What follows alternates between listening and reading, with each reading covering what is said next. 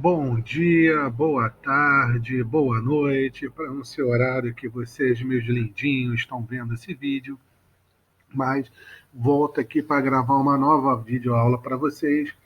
Agora, essa videoaula é sobre o Egito Antigo. Queridos, antes de eu começar a falar, eu queria avisar para vocês que no meu canal, lá onde tem que eu boto os vídeos lá, tem outro vídeo de Egito. Não vejam esse, porque esse é outro vídeo para a galera do sexto ano da autoescola, entendeu? O de vocês do ensino médio é esse aqui. O PowerPoint, ele é até o mesmo, né? Algumas pequenas modificações que eu fiz, mas o conteúdo da aula tem informações novas que eu acabo não citando lá por ser sexto ano e tudo mais, tá ok? Então, esse é o vídeo da galera aí do colégio estadual, né? Do CEP 175, tá ok? Vamos lá começar a nossa videoaula. Egito, primeira coisa, jogo rápido que vocês vão entender, porque eu já falei disso em Mesopotâmia. O Egito também é uma sociedade hidráulica, ou seja, ela precisa da água dos rios para sua sobrevivência. O rio no qual que a gente está falando aqui é o Rio Nilo. Ela segue o mesmo procedimento até da Mesopotâmia, ou seja, o Rio Nilo, em períodos do ano, inunda, né?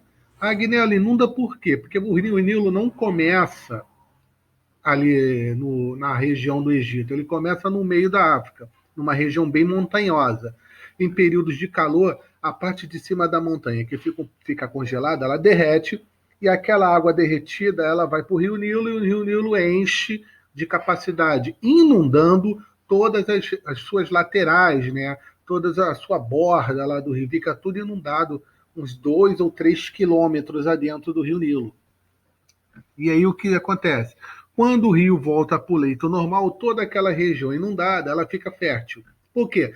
Fica depositado no solo dessas regiões um pigmento chamado de humo. E esse humo, que é esse humo? Gente, humo é várias coisas, né? Resto de folhas, bactérias, resto de animais mortos, galhos, coisas que ficam depositadas no solo, deixando o solo fértil para o plantio. Tá ok? Outra coisa, gente, isso é muito importante nessa região. Sem isso, o Rio Egito não tinha existido. Ponto.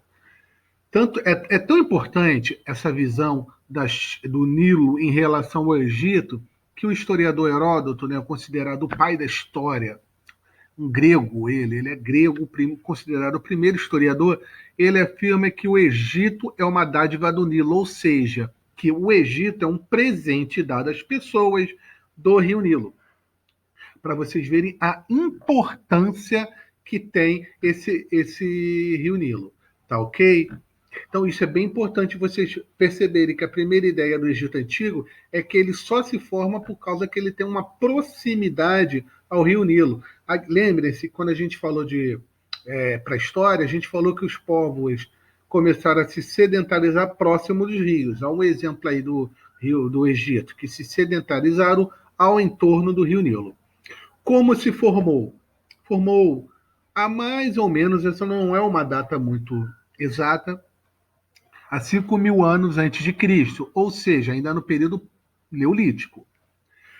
Áreas férteis, né, áreas ali próximas ao Nilo, eram chamadas de nomos. Esses nomos, o que eram? Eram aldeias, geralmente, dependendo até da visão do historiador, mas eram aldeias familiares, né, onde o pessoal da mesma família se sedentarizavam lá.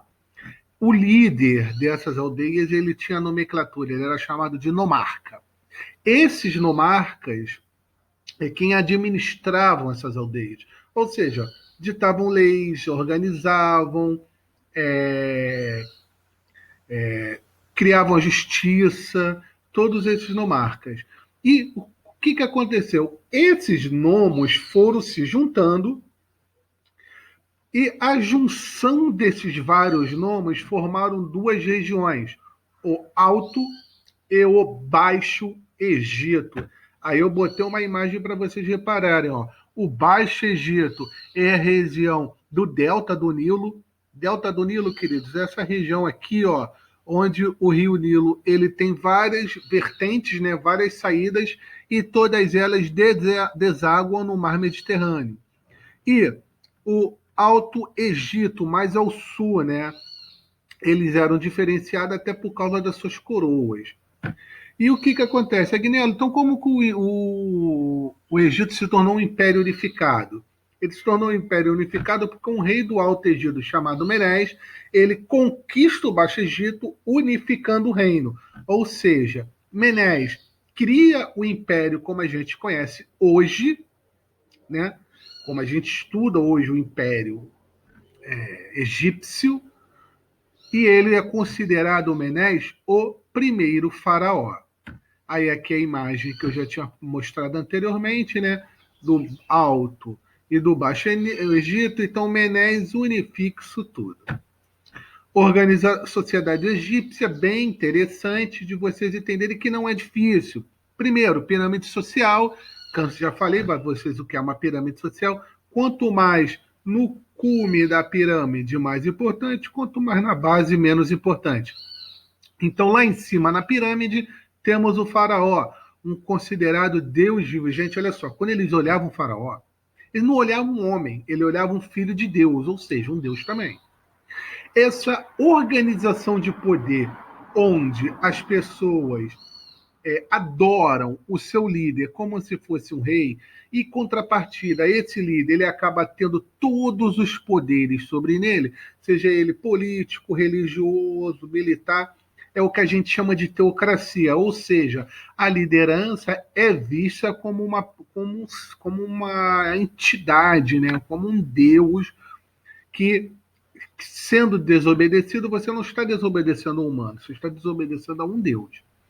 Depois nós temos os sacerdotes, que são os responsáveis religiosos do Egito, funcionários, a galera mais próxima lá deles, funcionários aqui, a gente também podia botar grandes generais dos exércitos e tudo mais. Nobres, geralmente os familiares do faraó, tio, primo, esposa, irmão, filhos, e os escribas. Cara, os escribas eram importantíssimos, porque eles eram os únicos que dominavam, né, os poucos que dominavam a escrita mesopotâmica, e era aqueles responsáveis, eles eram os responsáveis pelas obras públicas, né, estradas, pirâmides, templos, e era o responsável da colheita dos impostos, né, de saber a quantidade e tudo mais. Depois temos os militares e, por último, os camponeses escravos. Escravos prisioneiros de guerra,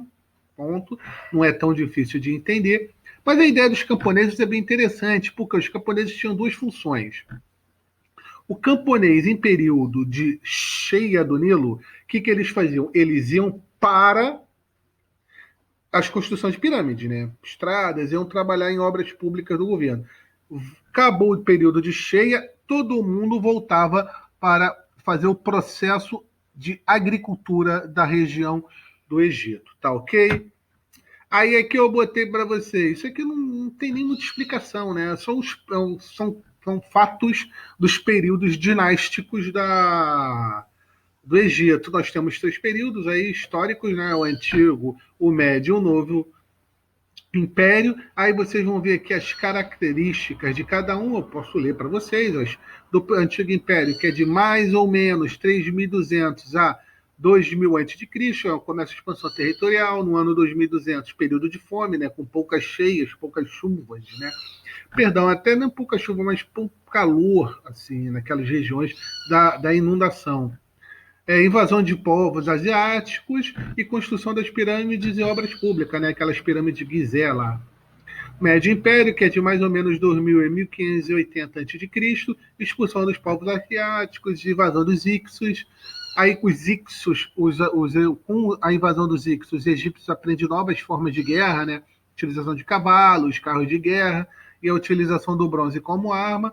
E a expulsão dos Ixos. O engraçado é que essa ideia da expulsão e da invasão dos Ixos está diretamente ligada à história dos hebreus, né? Porque os hebreus foram escravizados no Egito, né? Temos aí Moisés.